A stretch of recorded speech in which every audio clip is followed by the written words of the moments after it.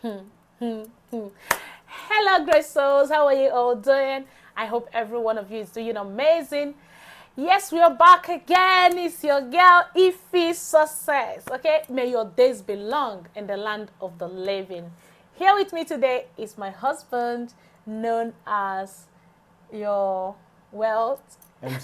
Your thought is your wealth. Your thought is your world, Yeah. Metaverse TV. Metaverse TV. So you have changed your channel to Metaverse Metaverse TV. TV, yes. All right. So today we are going to be talking about, an introduction to The British education system. So I will hand over to you so that you go more deeper into it. Yeah. Okay. So sit down, grab your popcorn, grab your cup of wine, and listen. If you haven't subscribed to our channel till now, please go ahead and subscribe, like, and share, because this information is for you and your family, friends. Yeah, that's why it's important to share. There is love in sharing. Okay. All right. Sit down. Let's talk about it. Yeah. I hand over to you, Yeah, as my wife just said, today we'll be talking about the British education system, because it's a bit, different. If you're coming from other places, the system here is a bit different. Okay. Yeah. So I have my notes. So if you see me looking down, so I'm looking on my notes. Yeah. So we're just going to start from the beginning and then up to university level for today. Yeah, okay? that's so right. just sit back. If you have any question, just leave it and we are happy to answer your question. That's right. Right, so the British education system is broken down into years. Okay? So once your child is 4 to 5, that is your reception years. Reception, 4 to 5 years is reception. Yeah. So that's, proper. This is no longer like nursery, and this is, proper school is starting now. Yeah. 4 to 5. Then once they are 6, there's year 1. Okay? Year 1, 6 years old. And then year 2, 6 to 7 years old. Okay? Yeah. And then at this time, that's when they do their SATs. Yeah. You remember? Yeah. SATs. Yeah. So they take this SAT at the end of key stage 1. Yeah. Okay? And then year 3 starts key stage 2. So you have 7 to 8 years, is year 3. Year 4 is 8 to 9 years. Year 5, 9 to 10 years.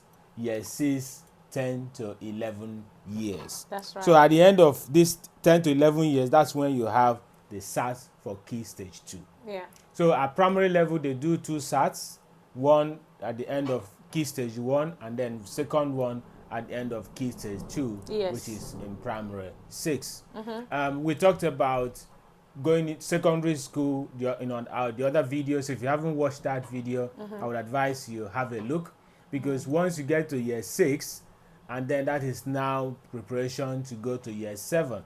So year 7 is secondary school. Yeah. Okay, that's the first part. So once you've finished that, you've done the first part, which That's is right. the primary education. Yeah. Okay, and it is compulsory. In the UK, it is compulsory. It's not as if, I don't want or I want. It is compulsory, yeah. that you have to send your children to school. Yeah. Because if you don't, you land yourself in serious problem. Yeah. You can't even try it. Yeah, Okay. Yeah. So once once your child is like 10, 11, the other time we talked about 11 plus, which is a different video. If you haven't watched it, you can check out the video about 11 plus, which is different kinds of secondary school in That's right. in the UK. So we've done a video on that one separately, so you can go and watch that. Yeah. Okay.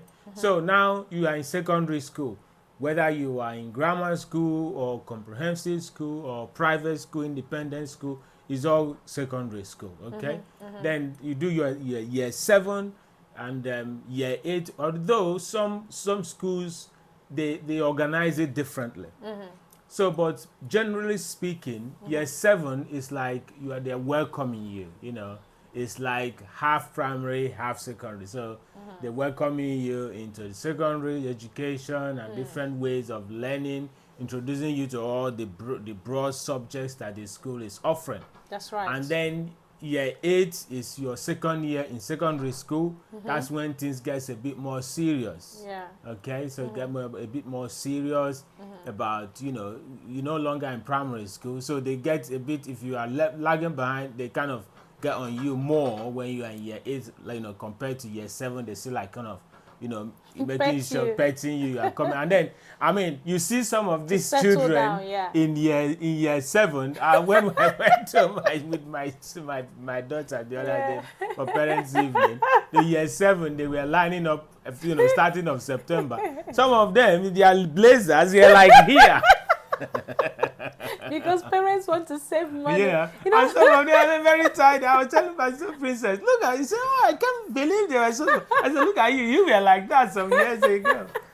So, yeah, it's quite funny, And then, so that's why they just take it easy with them at that year 7. For them to settle in and everything else. Yeah. And then once you get to year 8, it becomes more serious, okay? Yes. And then year 8 is your second year. Then year 9, this is the crucial year. Because year 9 now, that's when they begin, you have to choose your subjects for GCSE. GCSE is the General Certificate for Secondary School Education, GCSE. So this is like the general that every person has to do in the UK. That's right. So everything you're going to do in future, they will always have you have GCSE equivalent English and Maths. Everything. That's Even right. working in the retail, they will always ask you. That's so right. This is very, very important for every child. It's not a child's play. Yeah. So at year 9, then you choose your subjects. The subjects you're going to do for your GCSE. That's right. And everything. And year 10, from year 9 you move on to year 10. Year 10 you are now proper, working towards your GCSE. They begin to talk about your predicted grades based on how you are performing. So they are already predicting what you could score during the exams. That's right. And it's very, very important because it's more of a continuous assessment. That's right. It's not as if you just sit back and say, well, during the exam, I'm going to go there and knock it out. No, it doesn't work that way. It's a the continuous record has been kept. Yeah, so the teachers, they now assess you, and then you kind of begin to have predicted grades. They say, okay, now you're going to have this sort of grades. Before it used to be A star. Now they do 7 to 8, 5 to 6, But, every school is different. And that's year 10. And then from year 10, you move to year 11. So year 11 is practically your last year in secondary education in the UK. So that's year 11. Okay. So year 11 is now you're working towards preparing for your GCSE. It's now the subjects that you have chosen. Now the school have given you your predicted grades. So if you are on the top, like you are 7 to 8, then you're on the top. So they'll just say, if you can maintain this pace, you're going to knock everything out. Yeah. But if you are below, like you're walking towards them, say, oh, you need to buckle up so that you don't get left behind. That's right. So this is very important. So at the end of year 11, then you take your GCSE. So That's GCSE right. for the whole children in the United Kingdom. Whether you're in grammar school or comprehensive school or independent school or private school, everybody takes GCSEs. That's right. So that GCSE is very, very important in the child of every child in the United Kingdom. That's right. So after the GCSE now, that's the end of year 11. So what you score, your score in GCSE determines the kind of school sixth form. They call it sixth form. That is advanced levels, where you now go to do advanced levels. They call it A level or sixth form. That's right. So sixth forms are post-secondary education, but it's not university. So it's usually 2 years, and then the subjects are cut down. You don't do all the subjects that you did during your GCSE, which is sometimes 7, 8 subjects. But in A levels, normally you do like 3 subjects or so. Three, just average of 3 subjects. So you choose the subjects area, which is the sort of things that you are aspiring to study at That's university. Right. Yeah.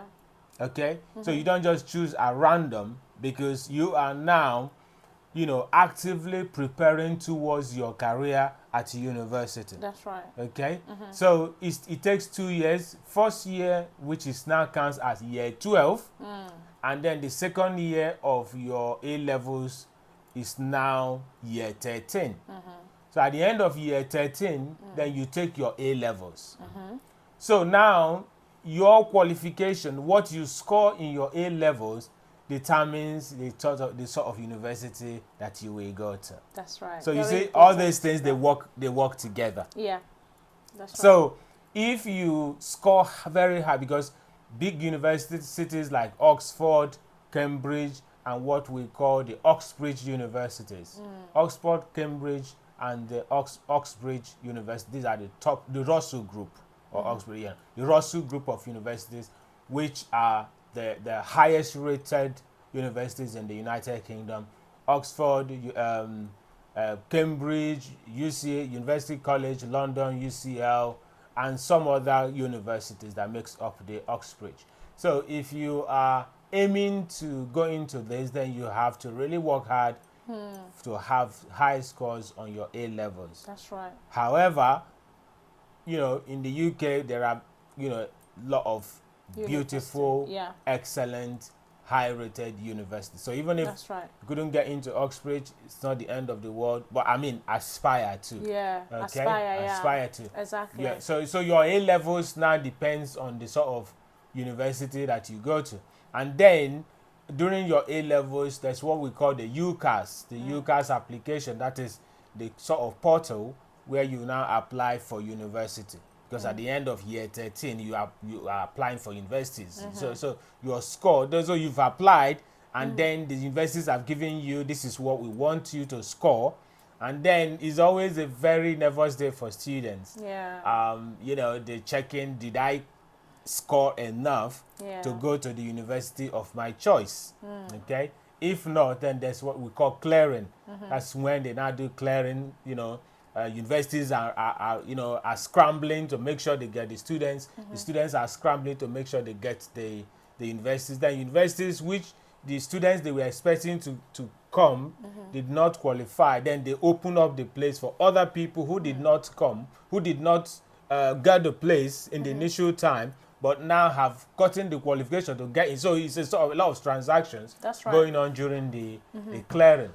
So after that, now then you got a place at university, and then you go and enjoy your career, and that's the beginning of it. So A levels is level 3. So first year at university is a level 4 qualification or foundation degree, and then second year is level 5 qualification, and third year graduation is a level 6 qualification, and then your post-masters is level 7, and doctorate or whatever is level 8 or 9, something like that. That's the full spectrum of the UK education system. Yeah, that's right. That's right. Yes. Thank you so much. You're welcome. Yeah, so people are sometimes they are confused about college. Yes, that's another one. So maybe in another video. And we can just give an introduction here. Yeah. Because the college, we could do that in a different video. Yeah, it's gonna be a different video because to understand, because people are so confused about college and all sixth form and all of that. So watch out for next video. It's gonna be about college for us to tell you what it is. When you hear college here in the UK, and then you hear college, you hear university, it's kind of confusing. Sixth form and all that. Okay. So on next video we're going to talk about it. But for now, thank you so much for watching, and remember to subscribe and like, share. Okay? Yes. Yeah, till we come your way. If you have any question, leave it there. We're happy to answer your questions. That's right. Thank you. You're welcome.